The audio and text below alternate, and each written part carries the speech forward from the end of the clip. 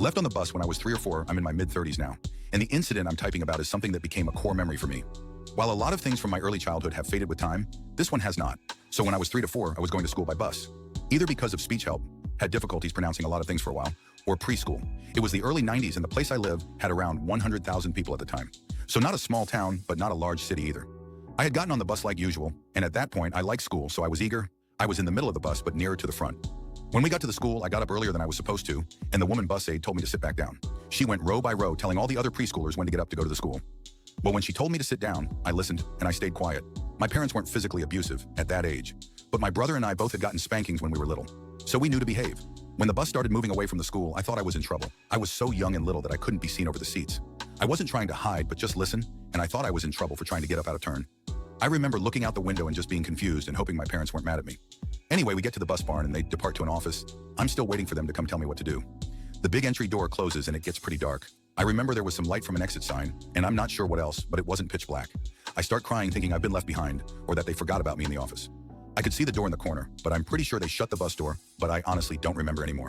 Either way, my only response was more crying. I don't think I was there too long, I'm not sure, but I didn't cry myself out, or get hungry, or have to use the bathroom, so I'm guessing it was less than an hour before I was found. 2 people had come up to the bus barn in a car. I'm thinking it was maroon, but could be off on the color. Anyway, I assumed they were husband and wife, but never asked. When the first entered, they heard me but didn't know where I was. I was scared and looking at them, and couldn't stop crying.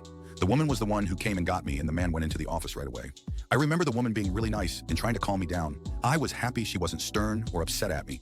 I was brought into the office area, they called the school, they asked me some questions, and I answered what I knew, but I remember some wasn't as helpful as they hoped. Not sure exactly what was said, but I do remember some grim-type facial expressions in hindsight.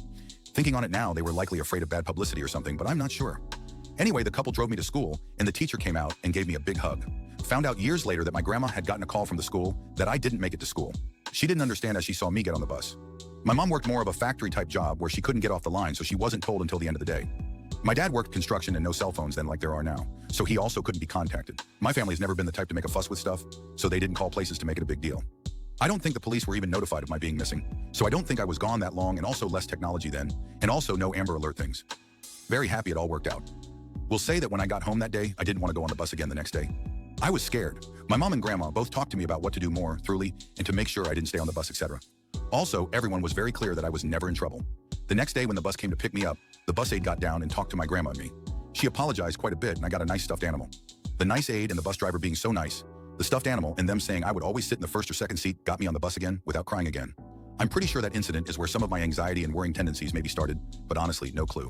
The bus aide was like 150% diligent about always checking the seats after that. I think the bus barn made some new policies due to the incident.